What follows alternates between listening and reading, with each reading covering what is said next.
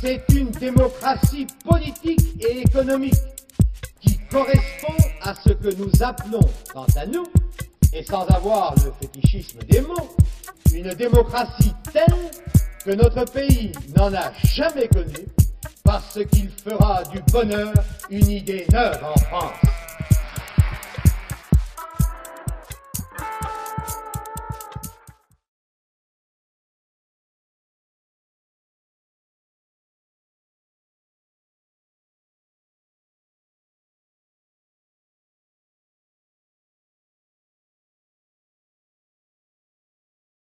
Bien, alors,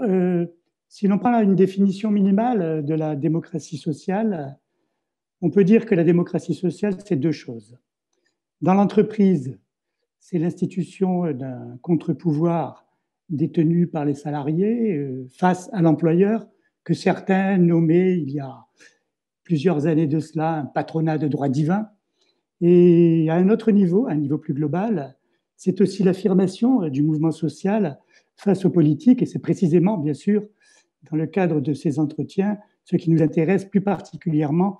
ici, puisqu'il s'agit en fait de parler des rapports de la démocratie sociale politique et de l'évolution de ces rapports qui va aller, et je réponds déjà à la question, avec le temps, dans le sens d'un rapprochement. Mais il s'agit en fait d'un rapprochement assez récent, en réalité, comme le montre l'histoire sociale, qui reste scandée par trois grands moments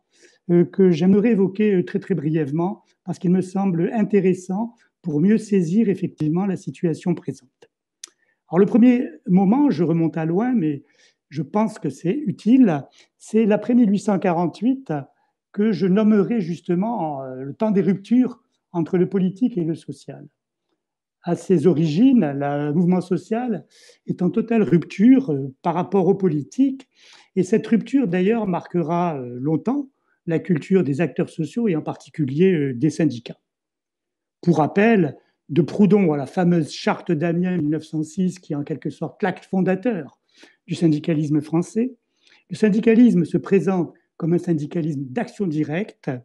profondément anti-parlementaire, et ce n'est pas sans rappeler par exemple les Gilets jaunes il y a quelque temps, de ce côté-là en tous les cas, et qui rejette tout rapport avec l'État, mais aussi avec l'ensemble des partis politiques de droite, mais aussi des partis politiques de gauche. Et Jean Jaurès, d'ailleurs, en pâtira plus singulièrement de ce fait. Alors, au fond, le syndicalisme aux origines, c'est quoi? C'est un syndicalisme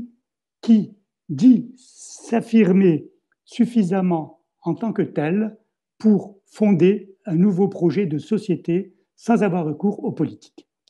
Alors, deuxième grand moment, je m'excuse, mais je passe allègrement sur des périodes parfois importantes, mais c'est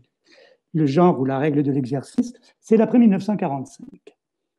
que j'appellerai par contre le temps de la subordination du social au politique. Alors, à la Libération, il y a une phase sociale cruciale qui s'ouvre, en effet, avec le Conseil national de la résistance et son fameux programme économique et social, qui préconise de nouveaux droits sociaux et de nouvelles libertés syndicales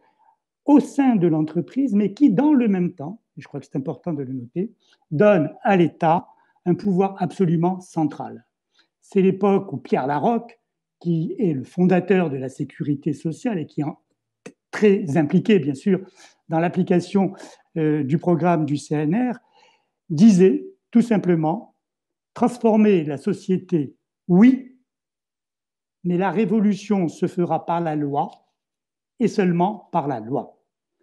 L'héritage du CNR, c'est évident, va profondément marquer la France de l'après-guerre, la France politique et sociale, et il explique cet héritage que de la libération aux années 80-90, le social est un état de subordination quasi totale par rapport aux politiques. C'est un état très centralisé qui régit en fait la totalité des rapports entre les acteurs sociaux. Troisième moment, c'est la période actuelle, qu'on peut qualifier ici du temps d'une autonomie à la fois accrue et relative. À l'évidence, depuis près de 20 ans, au moins, la crise du politique et de la représentation politique constitue un fait bien connu, qui a été longuement débattu, et c'est précisément dans ce cadre-là qu'il faut resituer les évolutions actuelles de la démocratie sociale. Au fond, dans ce contexte, tout se passe comme si le pouvoir politique avait pris peu à peu conscience qu'il ne pouvait pas tout faire, qu'il ne pouvait pas tout dicter, qu'il ne pouvait pas tout régler, comme l'ont de façon précoce reconnu et souligné à leur époque François Mitterrand et Lionel Jospin, entre autres. Aujourd'hui, ce constat reste toujours vrai. Et il est même devenu encore plus flagrant avec l'approfondissement d'enjeux comme la mondialisation, l'irruption de l'individu dans la question sociale, on y reviendra, je pense, la transition écologique ou la révolution numérique qui percute de plein fouet le marché du travail, les emplois, l'entreprise et bien sûr le dialogue social et les rapports entre salariés, employeurs, mais aussi politiques. C'est bien sûr dans ce cadre que le pouvoir politique a su progressivement concéder plus d'autonomie, voire plus de liberté aux partenaires sociaux. Ainsi, depuis 2007, la loi Larcher, un accord interprofessionnel peut, sous certaines conditions, contribuer directement à la transformation du code du travail ou aux grandes réformes sociales. En d'autres termes, les partenaires sociaux peuvent participer à la production de nouveaux droits en amont du Parlement, comme le montrent des exemples très concrets. Je pense y revenir ensuite dans la discussion. En fait, on est dans un contexte où il s'agit d'une sorte de révolution institutionnelle pour un pays qui jusqu'alors était très très fortement centralisé du point de vue bien sûr social. De façon plus récente encore, il faut noter que ce mouvement d'autonomisation des acteurs sociaux face à l'État, face aux politiques et face aux législateurs s'est encore amplifié avec les lois ou les textes récents, ceux d'El Khomri et de Macron par exemple. Dans l'architecture de la négociation collective, on a assisté ainsi à une véritable décentralisation de la production des normes et la négociation d'entreprise est devenue, dans ce contexte-là, un fait majeur, d'où les accords peuvent, dans bien des domaines, déroger au droit.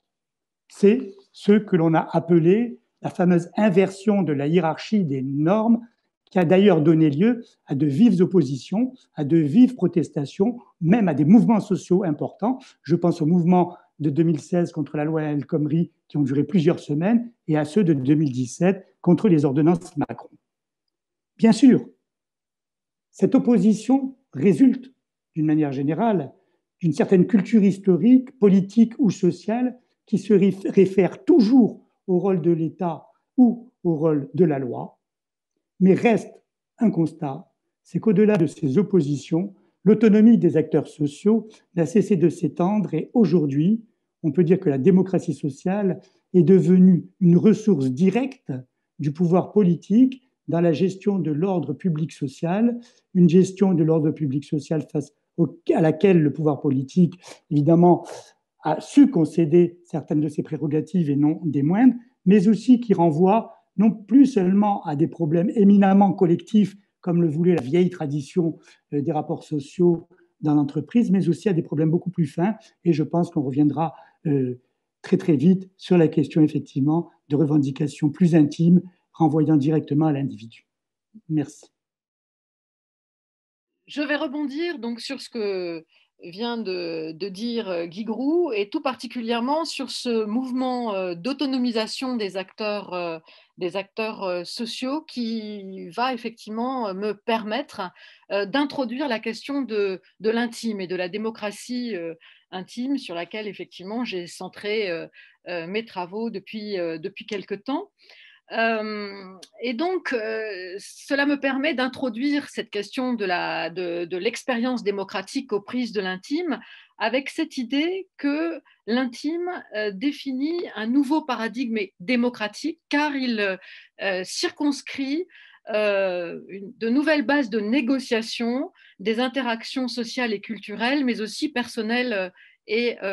affective. Et donc, quand on s'intéresse à la place de l'intime dans l'expérience démocratique, eh bien, on s'intéresse à l'intime à la fois dans la sphère privée, c'est-à-dire la façon dont les individus, les citoyens dans l'espace de leur vie privée, de leurs relations interpersonnelles, de leurs relations affectives, vont finalement faire vivre l'expérience démocratique, se positionner par rapport à des enjeux sociaux, politiques, affûter leurs convictions au travers de controverses ou au contraire au travers de la possibilité pour eux de se conforter dans les mêmes opinions. Bref, tout cela pour dire que ce qui se passe dans la vie intime, dans la vie privée, au-delà de simplement réfracter la vie politique dans la sphère publique, en même temps participe à la construction finalement de la citoyenneté et de l'expression des convictions et même de l'action, d'éventuelles actions politiques. Donc ça, je dirais que c'est un premier aspect de cette expérience démocratique au prisme de l'intime que de s'intéresser à ce qui se passe dans la vie privée. Mais quand on regarde maintenant la façon dont l'intime intervient aussi sur la politique en tant que telle dans la sphère publique et institutionnelle, alors on voit aussi depuis un certain nombre d'années cette privatisation, on va dire, de la politique qui a une incidence sur les façons de faire de la politique de la part des responsables politiques eux-mêmes, des partis politiques, des institutions politiques, où la vie privée, l'intimité des individus eux-mêmes, de ces responsables politiques, est mise en scène et par eux-mêmes, bien souvent, mais aussi est mise en scène par les médias qui jouent un rôle de plus en plus important dans cette médiation entre les citoyens et le pouvoir politique, au travers de narrations, de dramaturgie qui ont un impact de plus en plus fort sur la façon de faire de la politique et la façon dont les citoyens peuvent la recevoir et se positionner. Donc voilà, il me semble que l'intime, le registre de l'intime, est devenu aujourd'hui une composante qui joue un rôle de plus en plus important sur la sphère politique, à la fois dans son appropriation privée par les citoyens, mais aussi par sa gestion, je dirais, par les institutions politiques et le personnel politique lui-même.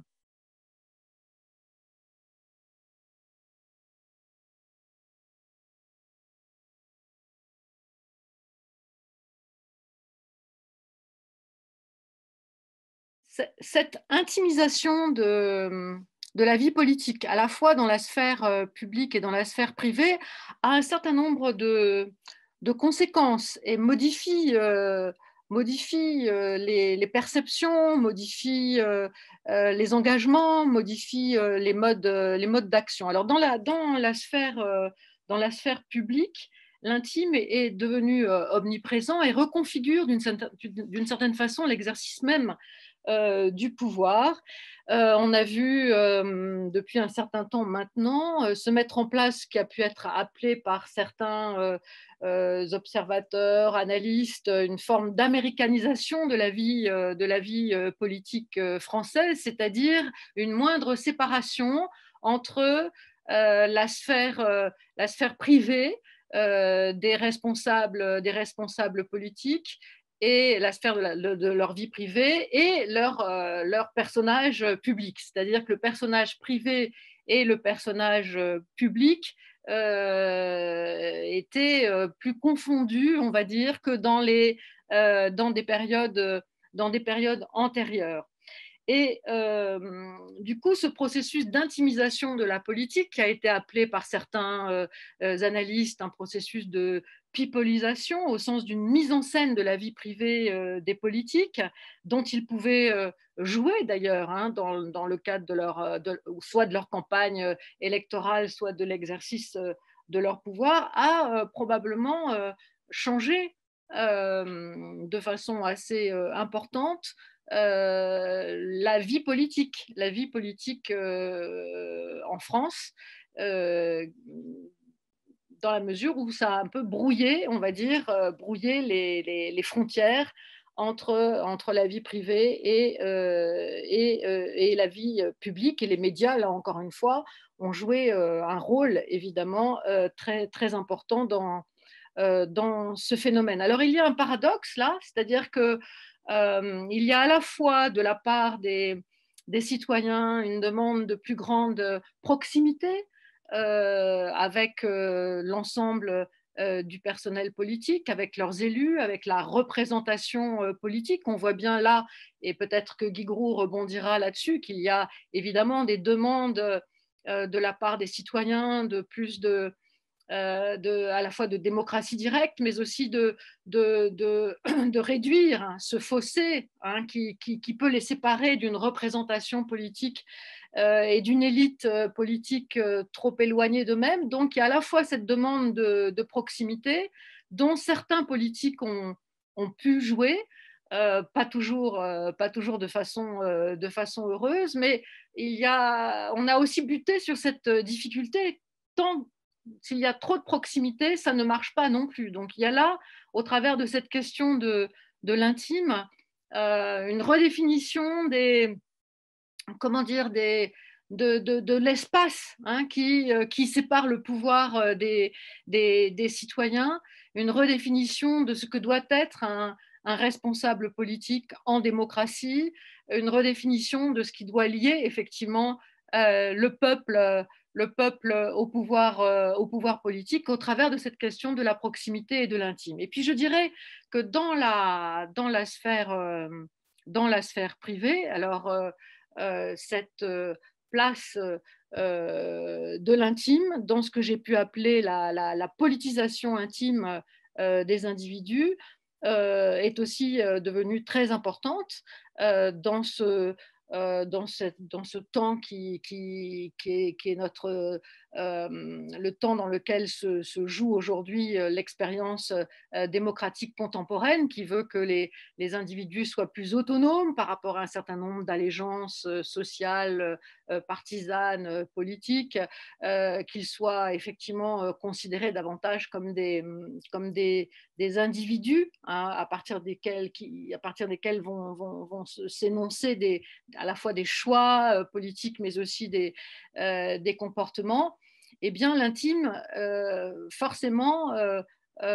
produit des prises de position, des choix qui vont être arbitrés en fonction, effectivement, de cette autonomisation et de cette individualisation. Et donc, ça aboutit, par exemple, à une plus grande difficulté de prédire les choix politiques, les choix électoraux. Ça rend aussi les électeurs plus mobiles, plus volatiles. Ça renforce l'abstention aussi, les pratiques d'abstention qui sont par exemple le fait de citoyens qui peuvent être par ailleurs intéressés par la politique, proches d'un parti politique, mais qui vont individuellement vouloir envoyer un message politique de condamnation ou de mécontentement par rapport au gouvernement, par rapport à telle ou telle action, par rapport au tel ou tel parti. Donc cette autonomisation du rapport à la politique, cette individualisation de la politisation, eh bien, évidemment, elle donne une chambre d'écho bien plus forte à tout le registre de l'intime qui fait la vie de chacun. Oui, alors j'aimerais rebondir effectivement d'abord sur un thème qu'a évoqué Anne, la démocratie directe, la proximité, qui renvoie quand même effectivement au souci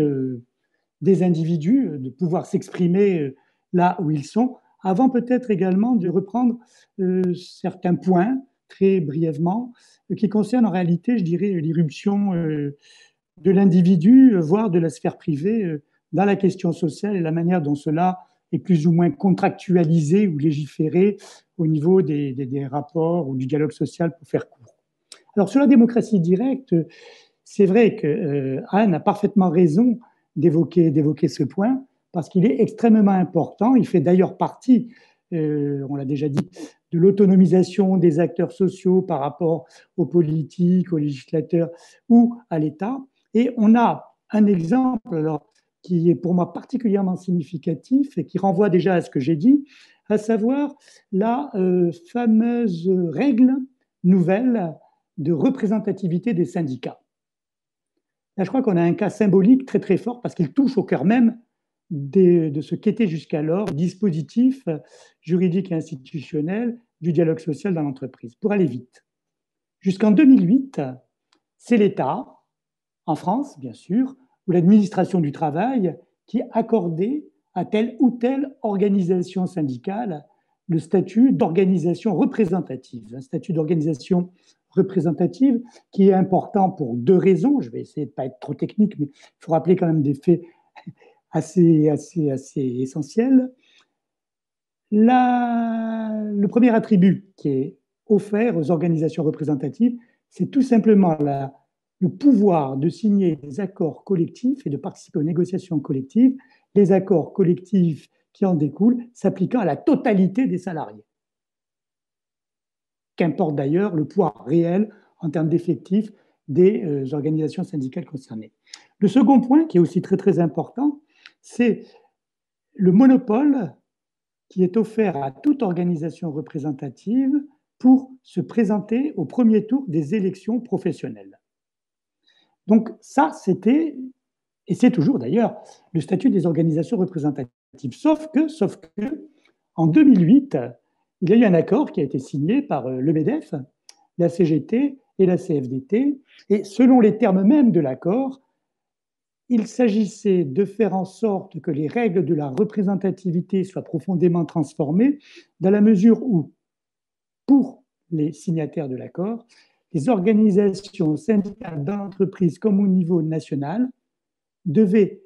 devenir représentatives non pas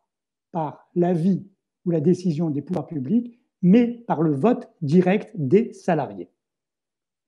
Là, on est dans le suffrage individuel et universel des salariés. Ce qui veut dire que, effectivement, cet accord, et j'évoquais tout à l'heure évidemment les rapports entre la loi et les accords collectifs, cet accord qui a été signé en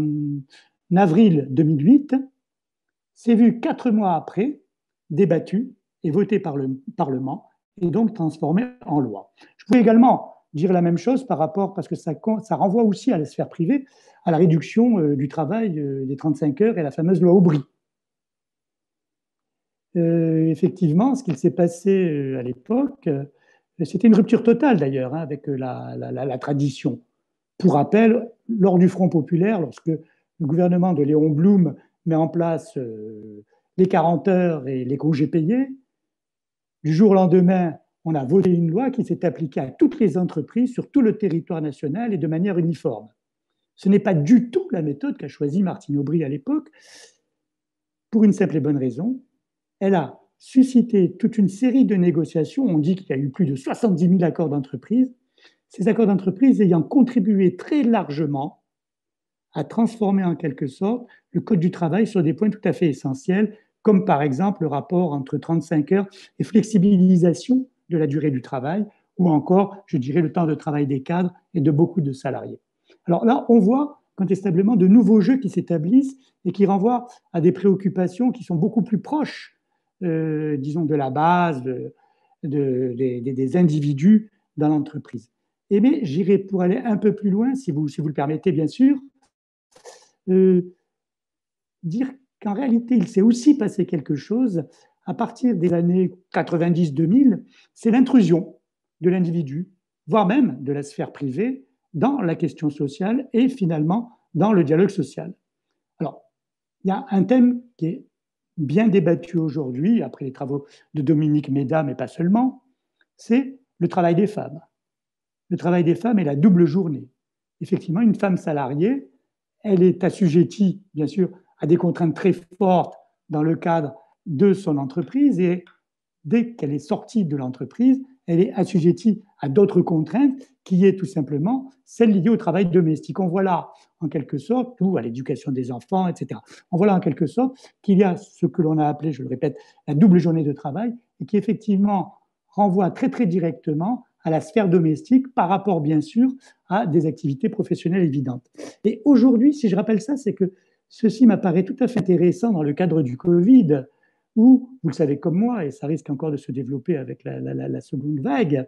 le télétravail s'est considérablement développé. Et je disais, il risque encore de beaucoup plus se développer. Or, le télétravail a posé finalement la question tout à fait essentielle, c'est-à-dire le lien étroit qu'il y avait entre une activité professionnelle accomplie au domicile individuel de chaque salarié, avec bien sûr les contraintes professionnelles habituelles et ce qu'il en ressortait du point de vue de la coexistence entre les membres de la famille. Et là, on est vraiment, vous voyez, dans la question de la sphère privée qui a donné lieu d'ailleurs à des accords dont le nombre n'est pas du tout négligeable, entre parenthèses. Alors voilà, je disais, au fond, on s'aperçoit que ce qui relève finalement de la sphère privée est de plus en plus présent, et je crois qu'il y a un lien assez étroit, et là je reprends en quelque sorte l'idée développée par Anne, par rapport notamment à la démocratie directe. La démocratie directe, c'est souvent quoi? C'est de prendre en considération les aspirations au plus bas, où elles peuvent s'exprimer, au plus bas où elles se trouvent. Toujours par rapport à l'individu, et 35 heures, il y a eu pas mal d'enquêtes qui ont été faites sur les 35 heures. La loi sur les 35 heures, elle avait été intéressante parce que, disons, ceux qui la défendaient à l'origine, ceux qui défendaient le projet de loi, évoquaient, par exemple, le fait que la baisse de la durée du travail allait permettre à de nombreux travailleurs de s'engager, je dirais, sur le mode associatif, dans leur commune, voire même politique, etc., etc., laisser du temps libre pour des activités civiques et sociales. En réalité, par exemple, toutes les enquêtes que l'on a pu conduire en l'occurrence montrent qu'avant tout, le choix privilégié, ça a été un retour très conséquent sur ce qui est à soi, sur la sphère domestique, et toutes les formes d'engagement ou d'activité civique et sociale, on peut le regretter bien sûr, mais c'est un fait, hein, et un sociologue fait avec les faits. Donc voilà, ça a été assez important de voir cela.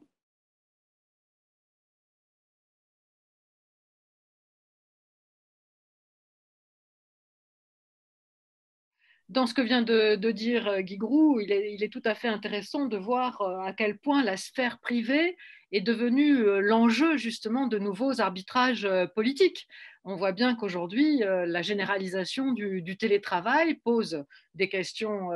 et des problèmes spécifiques avec les avantages, les inconvénients aux individus dans leur vie privée, mais cela peut aussi poser des problèmes, des questions nouvelles dans l'organisation du travail, au niveau effectivement des entreprises, et je pense aussi, au niveau des syndicats. Hein. Voilà, qu'est-ce que va devenir le travail dès l'instant où il va y avoir une privatisation du travail et où chacun va rester chez soi et va devoir composer à la fois sa vie de travail avec sa vie domestique et privée. Il y a eu beaucoup de témoignages qui ont montré que cela n'allait pas de soi. Alors pour certains, c'est un gain de temps, pour certains, il y a effectivement des choses tout à fait positives qui ont pu se passer, mais pour d'autres, ça a pu provoquer des problèmes, c'est-à-dire qu'il n'y avait plus de séparation entre une vie sociale à l'extérieur et une vie personnelle, entre guillemets, à l'intérieur. Donc je pense que avec la crise sanitaire liée à cette pandémie de Covid-19, et c'est toute une série de nouvelles questions sociales, politiques qui se posent et qui, évidemment, rencontrent peut-être encore plus qu'à d'autres occasions cette question de l'intime, de l'individualisation des pratiques comme des comportements, de la façon dont la sphère privée s'articule aujourd'hui avec la sphère publique. Voilà, c'était pour rebondir avec ce que Guy venait de dire. Qu'est-ce que sera la vie syndicale? Effectivement, par exemple, j'ai envie de poser cette question à Guy. Il faut faire preuve d'imagination, mais qu'est-ce que sera ou serait la vie syndicale, l'engagement syndical, le rôle même des syndicats, dès l'instant où ils auraient à gérer voilà, une multitude d'individus atomisés chez eux, et donc coupés de toute possibilité de cohabitation collective, voire d'action collective. Alors je sais bien qu'il y a des nouvelles actions et mobilisations collectives maintenant qui se font via le numérique, et au travers, et là il y a évidemment tout un espace politique nouveau qui existe et qui se développe. Mais enfin quand même, ça interroge. Hein. Nos temps actuels, ces temps de pandémie, interrogent sur la sur-individualisation dans toutes les strates, hein, des vies de chacun, que cette pandémie peut provoquer. Je voudrais peut-être simplement revenir sur une remarque importante qu'a fait Anne concernant justement bon, les syndicats et leur devenir, parce qu'ils sont confrontés, je dirais, très, très directement à la question bon, de l'irruption de la sphère privée, hein, dans le monde social. Alors, c'est vrai que bon, ils ont essayé, hein, d'aborder cette question, mais ils sont très, très mal à l'aise. Pourquoi? Pour une simple raison, c'est qu'effectivement, toutes leurs assises institutionnelles, mais aussi toute leur culture historique, politique et sociale, les conduit à privilégier de façon tout à fait, je dirais, ordinaire, le domaine du collectif. Et que même lorsqu'ils ont conscience, effectivement, de l'importance que prennent les aspirations individuelles dans les entreprises, ils sont très, très mal à l'aise, je dirais, avec ces aspirations individuelles d'une manière, en tous les cas, générale. Et ce qui fait, enfin, selon moi, déjà, ça renvoie à quelque chose de global, c'est que je pense qu'au-delà de tous les facteurs par rapport auxquels on a pu expliquer la crise du syndicalisme en France, hein, ce n'est pas le cas chez vous en Suisse, mais en France, les syndicats sont très, très gravement affectés par une déperdition d'effectifs, mais aussi une baisse d'influence électorale, etc. Je pense que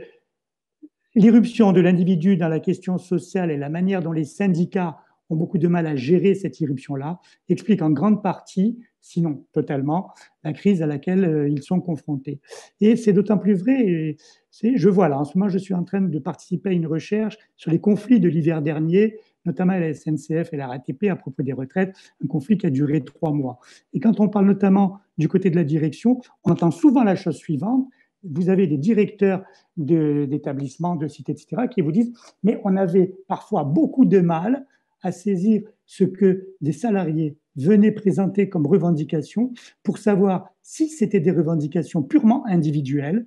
ou si c'était des revendications qui renvoyaient au collectif. » Vous voyez, et même aujourd'hui, dans des contextes apparemment aussi collectifs que peuvent l'être des mouvements sociaux dans l'entreprise, on a beaucoup du mal pour, parfois bien sûr, pour discerner ce qui ressort de l'un et ce qui ressort de l'autre. Peut-être j'ai envie de rebondir sur ces questions de démocratie directe, de crise de la représentation politique, justement à la jonction effectivement de ce questionnement d'articulation nouvelle entre sphère publique et sphère privée, pour dire que peut-être la difficulté aujourd'hui pour la représentation politique, de plus en plus mise à mal par les citoyens dans ce climat de défiance, particulièrement en France, qui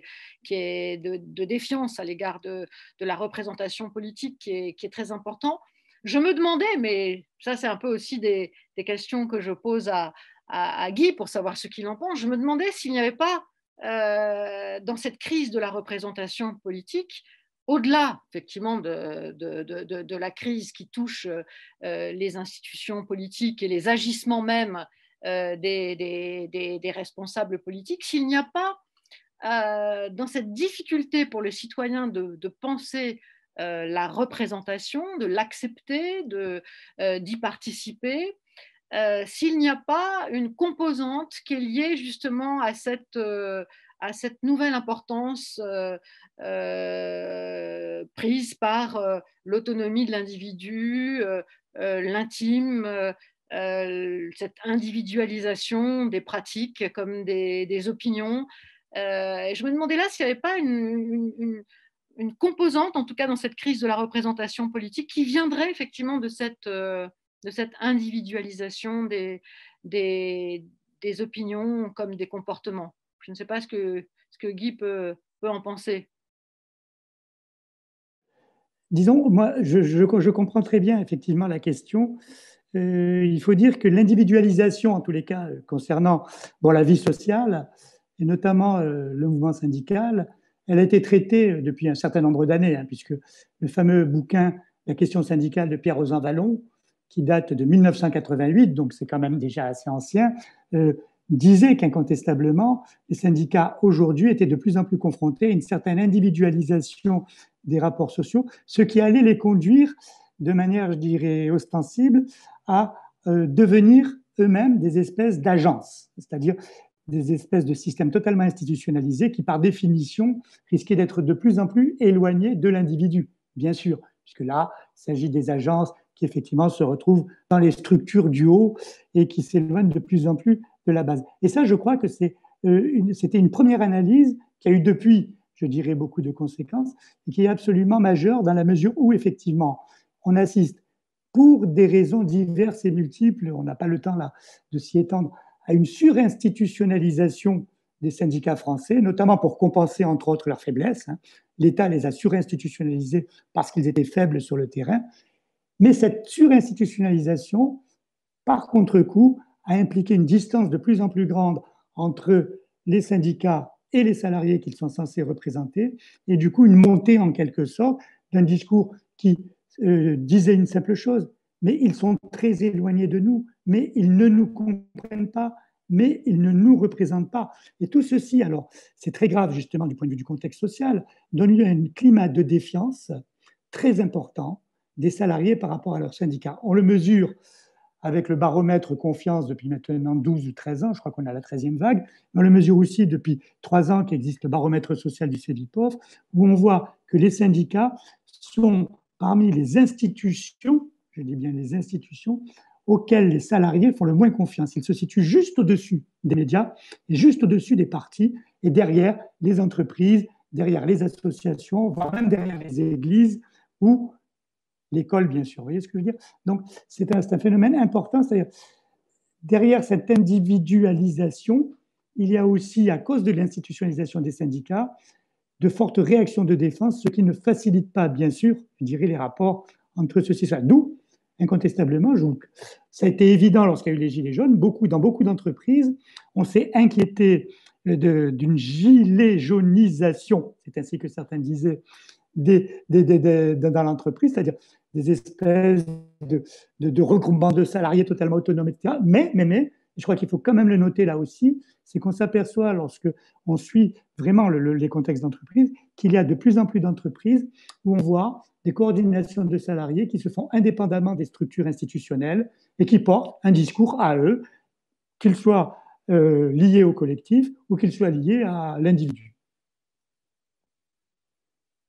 Alors, la thématique des entretiens d'Auxerre était bien de s'interroger sur l'avenir de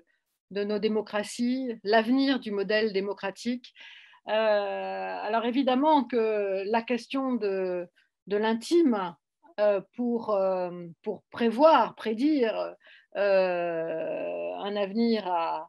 à la démocratie est importante. Et je pense que alors, je vais forcément faire une réponse optimiste, mais je pense que l'intime, justement, peut renforcer, et je suivrai par exemple les travaux d'Anthony Giddens, du sociologue Anthony Giddens, qui évoquait cette intimité démocratique qui, selon lui, constituait un ferment actif pour la vitalité de nos démocraties, qu'effectivement les profondes mutations qui ont changé les relations entre les individus dans leur vie privée, mais donc du coup aussi les citoyens privés publics, et bien que toutes ces mutations devaient conduire à plus de démocratie, de cette démocratie intime qui pouvait constituer un ferment dans la construction d'un vivre ensemble où seraient davantage pris en compte les différences des individus et donc le respect aussi de la pluralité face à ces différences, face aux opinions, bref, de cette pluralité qui doit organiser l'expérience démocratique elle-même. Donc, voilà, je dirais que l'intime, la démocratie au prisme de l'intime, dès l'instant où elle suppose que le dialogue entre des positionnements d'individus puisse se faire, eh bien, peut renforcer effectivement à terme les chances d'une démocratie vivante, respectueuse, inventive aussi. Je pense que dans la période à laquelle on est confronté, où beaucoup de menaces, de périls se profilent, aussi bien dans les rapports sociaux, culturels, mais aussi au niveau de l'environnement, de l'écologie.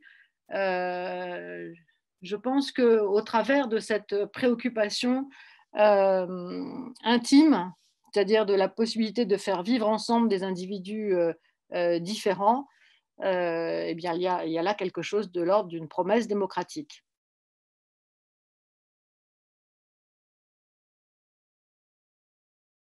Alors, des livres, il y en a beaucoup. Bien sûr.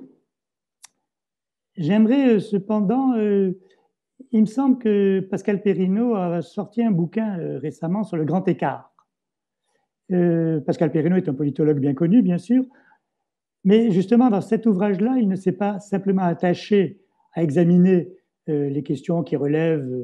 aujourd'hui, je dirais presque très traditionnelles, de la crise de la démocratie représentative, mais aussi à montrer tout l'intérêt qu'il pouvait y avoir à une nouvelle forme d'expression collective, ce qu'il appelle lui-même la démocratie manifestante. Alors, il prend effet dans ce contexte-là des gilets jaunes, mais je crois que l'on peut dire exactement, qu'on peut appliquer exactement cette notion de démocratie manifestante à ce qu'il se passe au niveau du monde syndical, où on voit effectivement que même au sein même du monde syndical, on a des structures qui revendiquent de plus en plus d'autonomie par rapport aux appareils au sommet. Et que cette autonomie s'exprime dans le cadre de l'entreprise ou qu'elle s'exprime dans le cadre des manifestations ou des mouvements sociaux type grève, etc. Et je crois qu'effectivement, dans la période actuelle, je regarde la période actuelle, cet ouvrage m'apparaît très, très précieux. Alors, pour ceux qui ont envie d'aller un peu plus loin sur ces questions, il y a évidemment beaucoup de livres, mais c'est vrai que sur ces questions de l'intime, on va souvent glaner dans beaucoup de livres différents des notations, des façons de voir, des récits, des expériences, des concepts dans des disciplines différentes. Donc, il est difficile de donner un livre précis, on va dire, sur ce sujet. Alors, bien sûr, pour ceux